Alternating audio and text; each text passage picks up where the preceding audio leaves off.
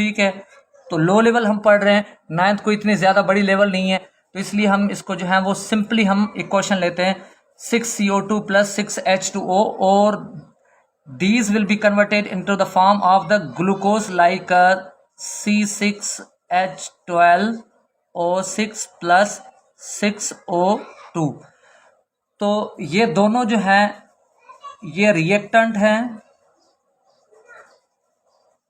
और ये दोनों जो है वो प्रोडक्ट है।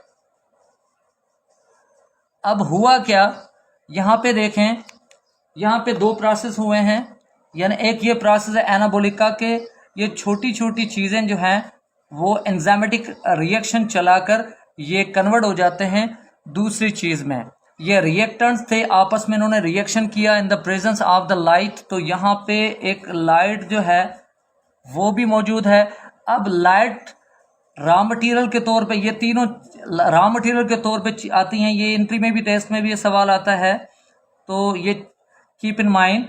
जो रॉ मटेरियल होता है, यहाँ पे रॉ मटेरियल मैंने लिख दिया, तो ये तीन चीज़ें होती हैं, CO2 H2O प्लस लाइट भी रॉ मटेरियल में होती है। अब ये प्रोडक्ट जो है हमारी, अब इसको हम कहेंगे ये एनाबॉलिक रिएक्शन है। एनाबॉलिक रिएक्शन ऐसा रिएक्शन होता है जिसमें चीज़ें बनती हैं। यहाँ पे कौन सी चीज़ बनी, कौन सी प्रोडक्ट बनी, हम कहेंगे ये ग्लूकोज बन गया और ये ऑक्सीजन बन गई।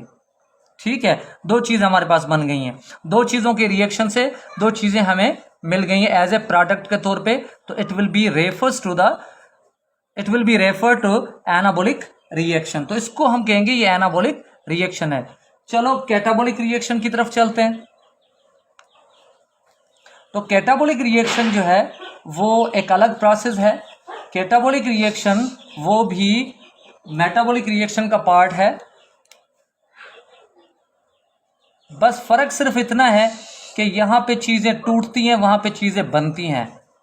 कैटाबॉलिक रिएक्शन, तो डियर स्टूडेंट्स, जब तक जिंदगी है, जब तक जान है, तो ये दोनों प्रोसेस चलते रहते हैं। तो कैटाबॉलिक रिएक्शन में क्या होगा, कैटा का मतलब होता है ब्रेक होना या हाइड्रोलाइज्ड का प्रोसेस, या केमिकल, एक ऐसा प्रोसेस, केमिकल प्रोसेस होता है जिसमें ब्रेकिंग ऑफ मॉलिक्यूल्स होता है। ठीक है, सिंपली अगर मैं यहाँ पे एक चीज़ ड्रा करता हूँ, ये है सेल और ये इसका साइटोप्लाज्म। साइटोप्लाज्म में कोई ऐसा सेकंड खाली नहीं होता जो विदाउट रिएक्शन के होता हो।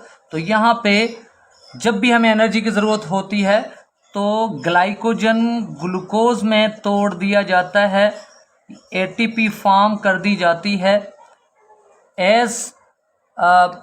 जब हमें एज पर बॉडी नीड, जब हमारी बॉडी को ATP की ज़रूरत होती है तो फास्फोराइलेशन होता है और हमें एनर्जी मिल जाती है। बड़े बड़े मॉलिक्यूल छोटे छोटे मॉलिक्यूल्स में टूट जाते हैं। अगर ये प्रोसेस ख़त्म हो जाएगा तो हमारा टेम्परेचर बनना ख़त्म हो जाएगा। Simply we can say that कि अगर कोई डेड बॉडी, हम कहते हैं कोई ऐसा एक सवाल आता है, MCQs आता है कि डेड बॉडी का टेम्परेचर कितना होगा, तो जो सराउंडिंग टेम्परेचर होता है डेड बॉडी का वो टेम्परेचर होगा। क्यों?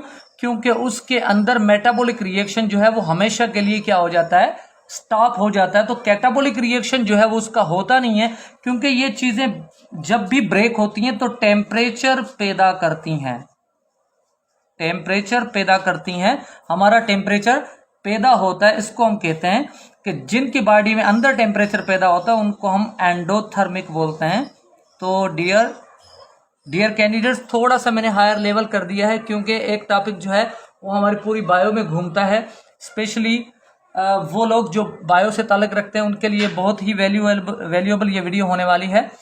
तो ये सारी चीज़ें कैटाबॉलिक रिएक्शन में होती है। तो simply we can say that कि जब भी ये बड़े बड़े मॉलिक्यूल्स हमारी बॉडी में जो हमें एनर्जी नहीं देते, वो पोटेंशियल एनर्जी होती है हमारे लिवर में, मसल्स में, वो ब्रेक होते हैं ऐसे जैसे मैं ब्रेक कर रहा हूँ इनको बाय एंजाइमेटिक रिएक्शन, तो वो एनर्जी को रिलीज कर देंगी।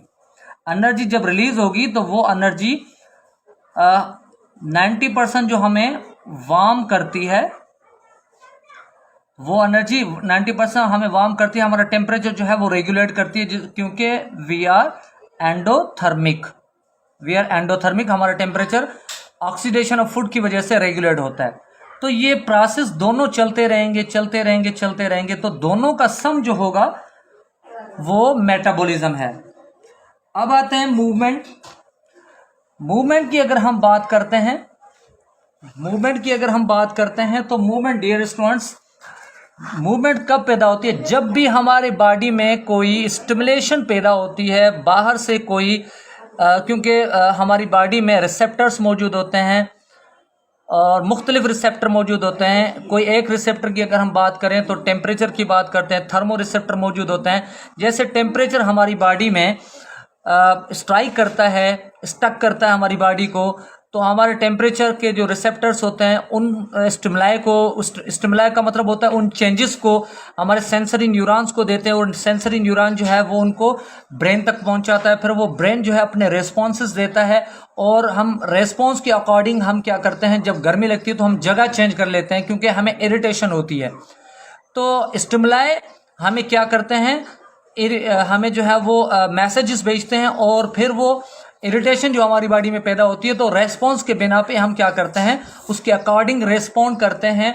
जो इफेक्टर नर्व सिस्टम जो है वो कंट्रोल करता है, जो मसल्स और ग्लैंड के पास ये चीज़ें लेकर जाता है। तो मूवमेंट, डियर स्टूडेंट्स, उनको हम कहते हैं जब भी कोई जानदार एक जगह से दूसरी जगह पे अपनी जो है वो जगह चेंज कर दे, ठीक है, जगह चेंज कर दे, और in order to follow the external और इंटरनल स्टिमुलाई, ठीक है। तो ये स्टिमुलाई के मुताबिक हमारी बॉडी में जो चेंजेस पैदा होती हैं उनको हम कहेंगे कि जानदार एक जगह से दूसरे। अब इनमें कुछ चीज़ें ऐसी होती हैं कि कुछ सिंपली अगर हम एग्जांपल सूरजमुखी का ले लेते हैं कि जहाँ सूरज जाता है तो वो उनका रुख जो होता है वो उसकी तरफ होता है। अगर सूरज दोपहर को तो वो सीधी सामने है, अगर वो दोपहर को नहीं है शाम को तो वो ऐसे टर्न करती है, वो सीधा सूरज की तरफ, क्योंकि उसने मूव करनी होती है, ठीक है। क्योंकि उन्होंने मूव कहाँ करनी होती है, अकॉर्डिंग टू स्टिमुलाई, जहां से स्टिमुलाई आ रहे हैं वहां पे। अगर परवानों की बात करते हैं तो वो फोटो टेक्सस की तरह वो लाइट की तरफ मूव करते हैं। जैसे कि कुछ ऐसे होते हैं, इंसेक्ट्स होते हैं जो सीधे भले आग की तरफ या मोमबत्ती हम जलाते हैं तो उनकी तरफ खुद को जला देते हैं, लेकिन उसकी तरफ मूव करते हैं। तो इसको हम कहेंगे ये पॉजिटिव टेक्सस होता है, और ये पॉजिटिव जो है उनकी जो है वो डायरेक्शन होती है। कुछ जैसे चमगादड़ की बात करें